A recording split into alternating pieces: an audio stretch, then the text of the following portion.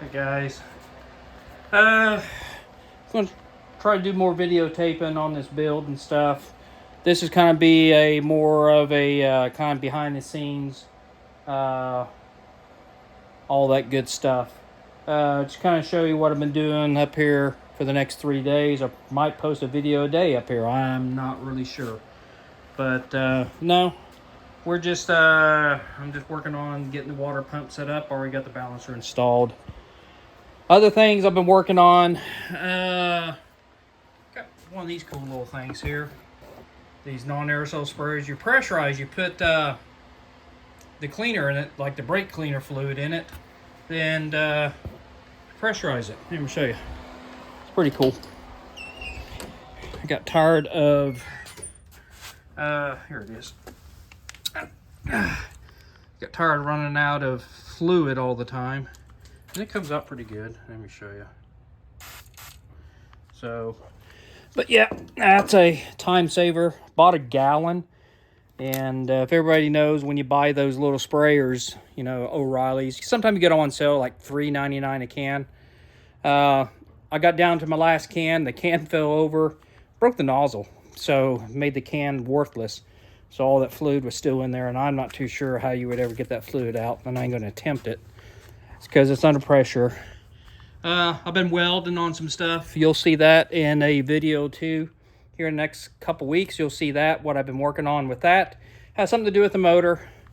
Yes, I've been welding on the motor. So, no, basically, what I'm going to be doing next, yeah, this guy here. I'm going to be working on pulling the motor out of the, what I'm calling Project Smurf. So, but before I do that, I'm going to have to drain all the fluids. Radiator, oil, transmission I might keep in it. I'll ask him if he wants me to go ahead and change the fluid. Might as well, I'm up here. Might as well just drain everything. But no, I'm going to go ahead and get ready, work on this, get this thing pulled. What else I've been working on? But mainly, no, I've been working mainly getting the, shut this, getting that motor all set up and get it totally completed. I should have more parts coming in to complete that. The next parts list I'm getting, or the parts I'm getting, basically, will be enough to complete the motor, and I'll be able to put the motor in the car. It'll bring us up to the point where everything will be in there except for the fuel system. I'm not too sure what I'm going to do about the fuel system until I pull that fuel tank to see what type of setup is in it. I'm not too sure if there's an electric pump in there or not. But regardless, the pump's going to have to get replaced. I'm not too sure I'm going to put an internal pump or an external pump. So there's pros and cons for each. So I'm not sure what I'm going to do right now. But no, I'm just going to try a different tactic of drawing more attention to my channel. And one, I'm going to have to post more videos. On the way, I'm going to have to post more videos, get more of these kind of behind the scenes.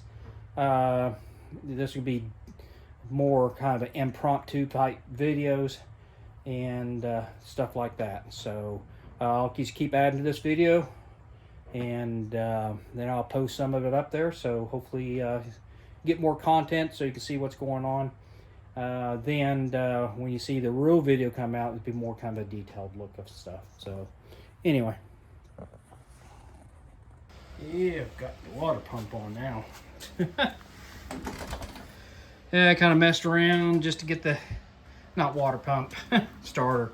Water pump's on, so got all that on. But now I decided to get the starter on. I actually did find a second starter I actually had in my trailer. So definitely we got two starters, got a spare just in case this goes out. Starting to get some of the brackets together, and I'm going to go with a kind of a cleaner setup. Let me show you, because this goes something like this. See if it sticks there. Then what I'm going to do, here we go. I'm going to go with these type of bolts. Don't fall down, please.